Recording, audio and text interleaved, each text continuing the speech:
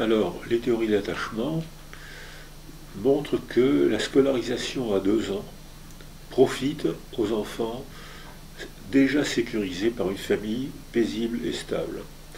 Et ces enfants-là, ils ont confiance en eux, ils vont aller à l'école, ça va être une petite aventure, ils vont améliorer leur performance. En revanche, la même scolarisation à 2 ans euh, provoque un petit traumatisme, ou un vrai traumatisme, chez les enfants insécurisés chez eux. Si la mère est malade, s'il y a un divorce, s'il y a un chômage, s'il y a la guerre, si les parents sont malheureux, les enfants ont déjà un retard, non seulement un retard de langage, mais ils ont peur du monde. Ils ne sont pas sécurisés, et quand ils arrivent à l'école, il faut un syndrome traumatique, énurésie, encoprésie, retard de langage, cauchemar, arrêt des apprentissages, peur, inhibition, arrêt des apprentissages.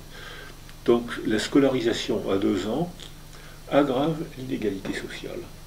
C'est-à-dire que les enfants qui sont bons parce qu'ils ont une famille stable, ben, ils seront encore meilleurs, et les enfants qui ont un retard parce qu'ils ont une famille en difficulté, ben, ils seront mauvais. Et ces enfants-là, quand on arrivera à la sélection à 5 ans, eh ben, on va répéter la reproduction sociale, c'est-à-dire que l'école va donner le pouvoir aux enfants des parents qui ont déjà le pouvoir.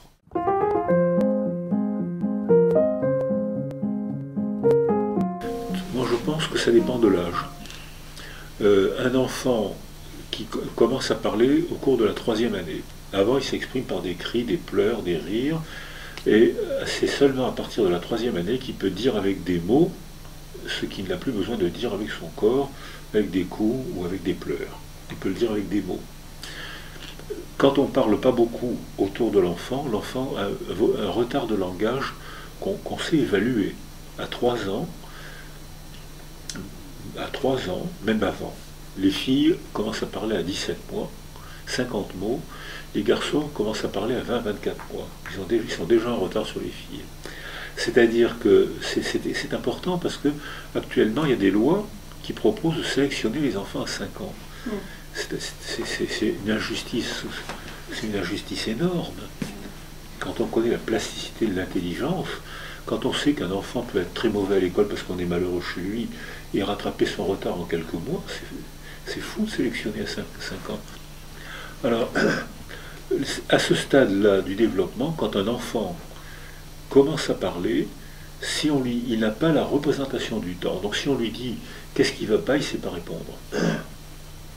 Ou alors, il trouve une image, Martine m'a volé mon chocolat, ou on m'a donné un coup de poing, enfin il trouve une flash, parce qu'il n'a pas la représentation du temps, la durée. Il n'a qu'à 7 ans. Avant 7 ans, pour des raisons neurologiques, l'enfant ne peut pas faire un récit. Mais il peut faire des images, des flashs. Alors, à ce stade-là, quand un enfant ne va pas, si on lui pose la question exprime-toi, dis-moi ce qui ne va pas, il ne peut pas répondre. Ou alors il répond un flash. En revanche, si on passe un film de Bambi, si on lui raconte une histoire, l'ourson, l'ourson abandonné, le petit ours abandonné, tiens, voilà, on va jouer au jeu. Je vais te raconter l'histoire d'un petit ours il n'était pas comme ses frères et ses sœurs.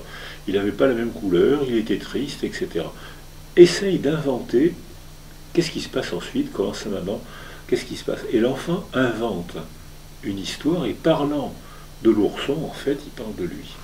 Et nous, adultes, on peut lui donner la parole de manière artistique, de manière créative. Commente Bambi, raconte-moi ce que tu penses de Bambi. Et Pinocchio, qu'est-ce que tu penses de Pinocchio? Pourquoi il avait un grand nez? Et comment ça se fait que c'est un pantin en bois? Et hop, l'enfant parle de Pinocchio, et croyant parler des mensonges de Pinocchio, il donne sa conception, son monde intime. Moi j'ai menti parce que mon papa me bat, donc je suis obligé de mentir, parce que sinon il me battrait. Donc voilà, mais il ne le dit pas comme ça, il parle de Pinocchio. Donc ça veut dire que, parce qu'il n'a pas encore la maîtrise de son monde intime, il n'a pas encore la représentation du temps. Après 7 ans, là l'enfant peut dire il m'est arrivé ça, et là il peut faire un récit.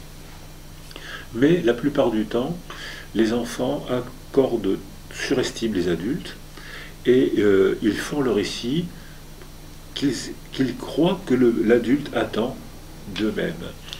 C'est-à-dire que si moi j'ai 7-8 ans, je pense que Je pense que vous pensez que un petit garçon de 7-8 ans doit être brutal, ce qu'on enseignait aux petits garçons il n'y a pas longtemps, hein.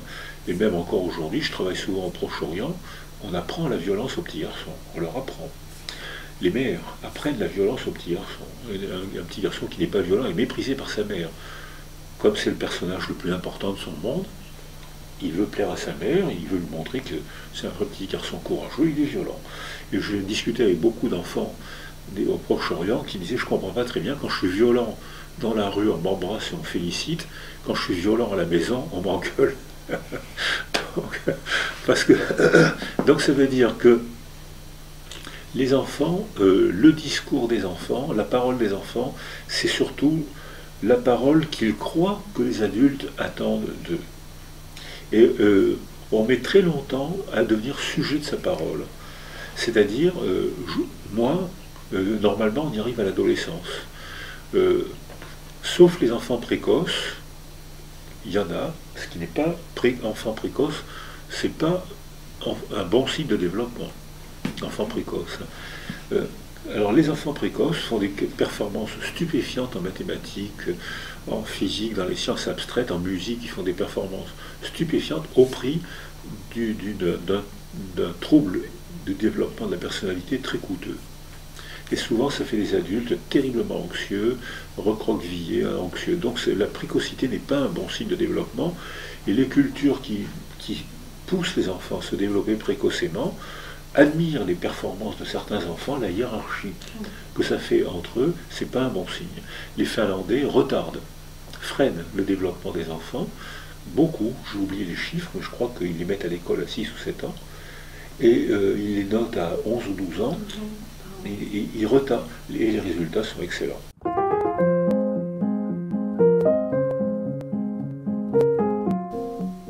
Ils font des rythmes scolaires moitié moins que les Français, et ils ont des résultats excellents. Ils sont premiers, ils ont été premiers à beaucoup de classements PISA, et les Coréens qui ont été premiers aussi au classement PISA, mais en cravachant leurs enfants, viennent de décider. Donc ils avaient de bons résultats scolaires à un prix humain exorbitant, angoisse, troubles du développement, suicide d'enfants. Donc maintenant ils viennent de décider légalement de freiner. Ils avaient deux écoles.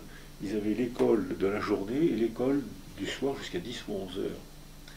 Dans les caves, dans les maisons, dans les bibliothèques, dans les cafés. Ils avaient deux écoles. Donc ils viennent de décider de lutter contre la deuxième école. Et leurs résultats scolaires vont rester bons, mais les enfants se développeront plus sereinement.